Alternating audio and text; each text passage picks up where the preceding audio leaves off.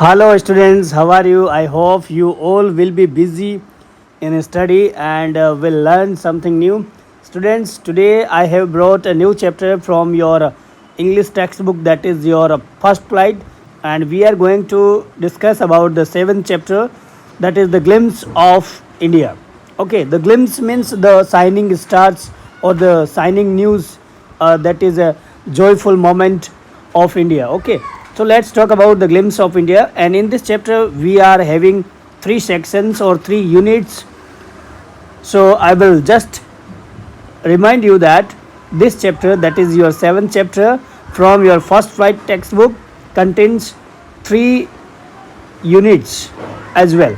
So the first unit is a baker from Goa, okay, and the second is Krug, and the third one is tea from Assam. Okay, students. So there are three units in this chapter. We are going to discuss about each of them in our separate video. So this video is only for a baker from Goa. Okay, let's see this chapter. Before you read, some activities are given for you to discuss. So you have to and you need to discuss in class or with your other classmates what images of people and of places come to your mind when you think of our country?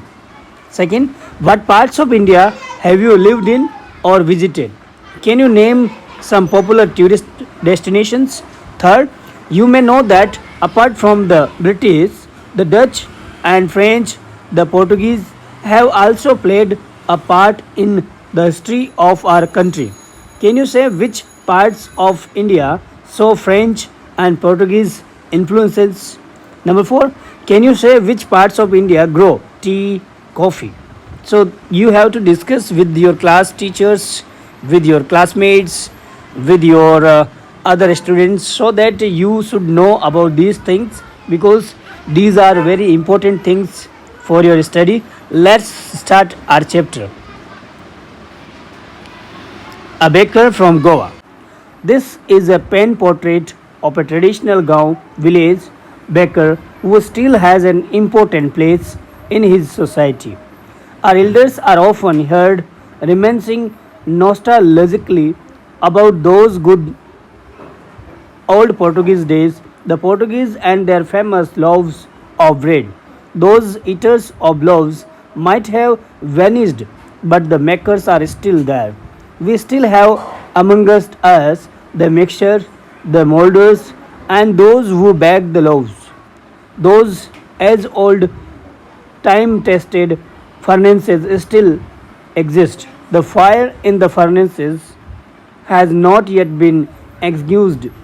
The third and jingle of the traditional baker's bamboo heralding his arrival in the morning can still be heard in some places. Maybe the father is not alive, but the son still carries on the family profession. These bakers are even today known as pedder in Goa. Okay, students. During our childhood in Goa, the baker used to be our friend, companion, and guide. He used to come at least twice a day, once when he set out in the morning on his sailing round, and then again when he returned after emptying his huge basket. The jingling third of his bamboo woke us up from sleep, and we ran to meet and greet him. Why was it so? Was it for the love of the loaf? Not at all. The loaves were brought by some Paskin or Bestin, the maid servant of the house. What we longed for were those bread bundles which we chose carefully. Sometimes it was sweet bread of a special make. The baker made his musical entry on the scene with the jang jang sound of his specially made bamboo staff. One hand supported the basket on his head and the other banged the bamboo on the ground. He would greet the lady of the house with good morning and then place his basket on the vertical bamboo. We kids would be pushed aside with a mild rebuke and the loaves would be delivered to the servant. But we would not give up. We would climb a bench or parapet and peep into the basket. Somehow, I can still recall the typical fragrance of those loaves. Loaves for the elders and the bangles for the children. Then we did not even care to brush our teeth or wash our mouths properly. And why should we? Who would take the trouble of plucking the mango leaf for the toothbrush? And why was it necessary at all? The tiger never brushed his teeth. Hotty could wash and clean up everything so nicely. After all, Mary's gifts are meaningless without the sweetbread known as bowl. Just as a party or a feast loses its charm without bread. Not enough can be said to show how important a baker can be for a village. The lady of the house must prepare sandwiches on the occasion of her daughter's engagement. Cakes and bolihans are a must for Christmas as well as other festivals. Thus, the presence of the baker's furnace in the village is absolutely essential. The baker or bread seller of those days had a peculiar dress known as kabai. It was a single piece long frock reaching down to the knees.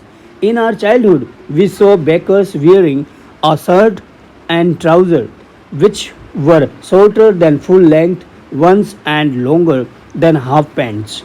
Even today, anyone who wears a half pant which reaches just below the knees invites the comment that he is dressed like a pedder. The baker usually collected his bills at the end of the month. Monthly accounts used to be recorded on some wall in pencil.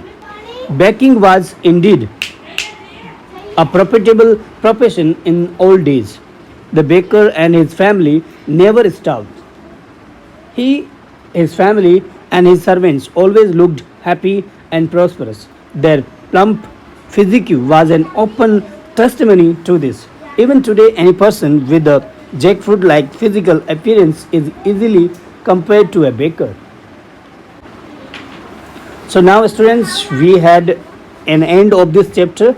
We'll talk about the next unit of this chapter or the same chapter in our next video. Have a nice day. Bye bye. Take care. And some important things for you. Thanks a lot for watching. Stay tuned and keep always learning. Bye bye. Take care.